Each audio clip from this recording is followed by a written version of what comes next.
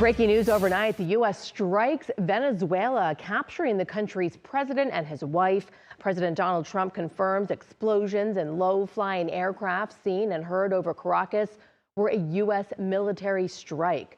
President Trump posted on social media that the U.S. carried out a large-scale strike and says the president of Venezuela, Nicolás Maduro, and his wife are captured and were removed from the country. President Trump will hold a news conference at 11 o'clock this morning at Mar-a-Lago in Florida.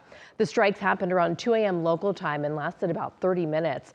People have evacuated buildings near the presidential palace where the power was out, and in other neighborhoods they were seen running in the streets after the explosions. We're entering the next phase of this conflict where Donald Trump is making good on something he's threatened for a long time. There is no other military force that would be capable of mounting this kind of an operation using multiple targets, going after multiple targets.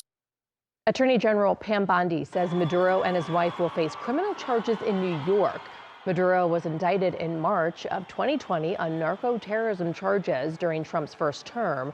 It was not known if his wife was indicted too. Now, it's not immediately clear who is now running that country, but the Venezuelan government has put out a statement calling the action an imperialist attack and urged citizens to take to the streets. The Trump administration has been ramping up its campaign against Venezuela, and President Trump has threatened military action on land. Until now, the military has only been targeting boats in the ocean, it says, were trafficking illegal drugs. Again, President Donald Trump says there will be a news conference in Florida at 11 o'clock this morning. He has not shared what will be said other than more details will be announced.